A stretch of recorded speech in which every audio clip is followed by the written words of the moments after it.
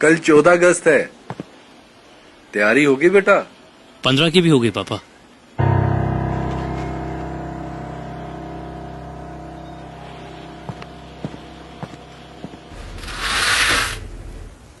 पता है वो डॉक्टर का लड़का है ना, हाँ तो वो 15 अगस्त मनाने की भी तैयारी कर रहा है।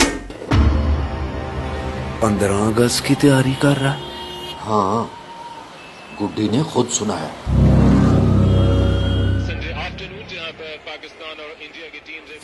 पक्का बोल रहा है ना तू? एकदम पक्का।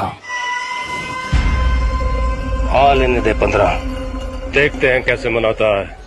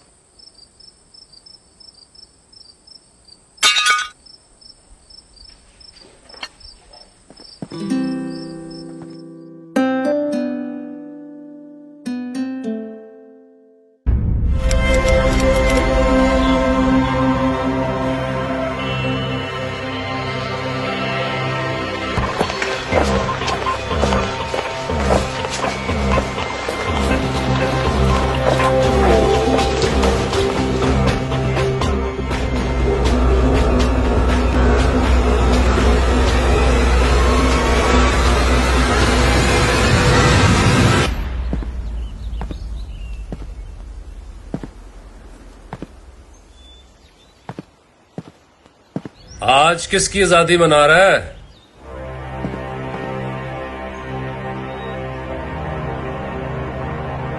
मना तो आज भी 14 अगस्त ही रहा हूं।